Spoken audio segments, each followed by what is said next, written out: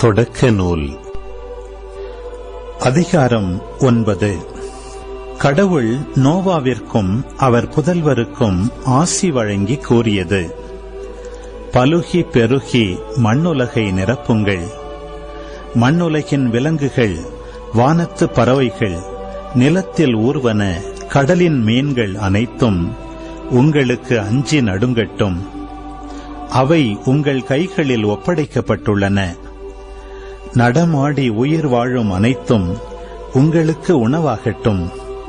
உங்களுக்கு பசுமையான செடிகளை உணவாக தந்தது போல இவை எல்லாவற்றையும் தருகிறேன். இறைச்சியை அதன் உயிராகிய இரத்தத்தோடு உண்ணாதீர்கள். உங்கள் உயிராகிய இரத்தத்திற்கு நான் ஈடு கேட்பேன். உயிரினம் ஒவ்வொன்றிடமும், மனிதர் ஒவ்வொருவரிடமும் நான் ஈடு கேட்பேன்.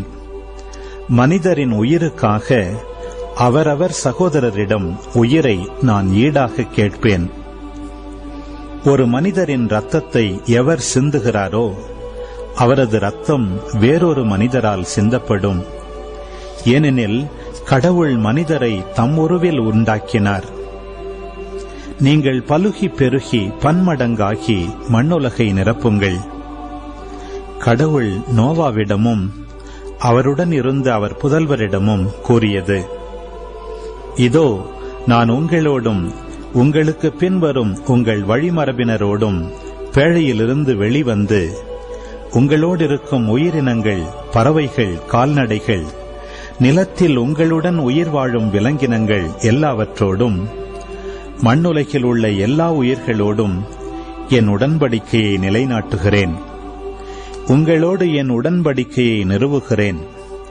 சதையுள்ள எந்த உயிரும் வெள்ளப்பெருக்கால் மீண்டும் அழிக்கப்படாது.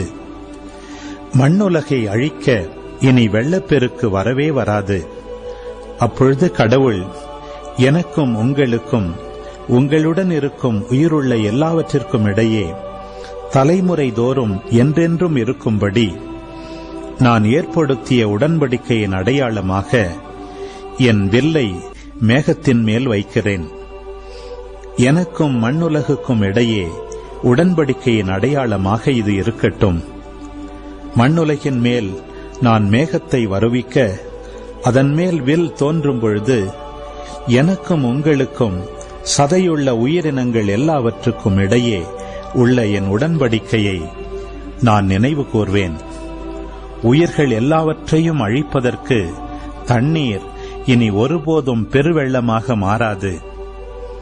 வில் மேகத்தின் மேல் தோன்றும் பொழுது அதை நான் கண்டு கடவுளாகிய எனக்கும் மண்ணுலகில் இருக்கும் சதையுள்ள உயிரினங்கள் அனைத்திற்கும் இடையே என்றென்றும் உள்ள உடன்படிக்கையை நினைவு கூர்வேன் என்றார்.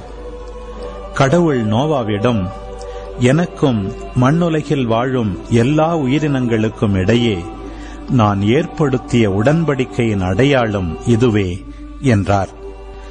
சேம், காம், எப்பேத்து ஆகியோர் பேழையிலிருந்து வெளிவந்த நோவாவின் புதல்வர். காம் கானானின் தந்தை. இவர்கள் மூவரும் நோவாவின் புதல்வர். இவர்களிலிருந்துதான் மண்ணுலகு முழுவதும் மனித இனம் பரவியது. நோவா நிலத்தில் பயிரிடுபவராகி திராட்சை தோட்டம் அமைத்தார். அவர் திராட்சை ரசத்தை குடித்து போதைக்குள்ளாகி தம் கூடாரத்தில் ஆடை விலகி கிடந்தார்.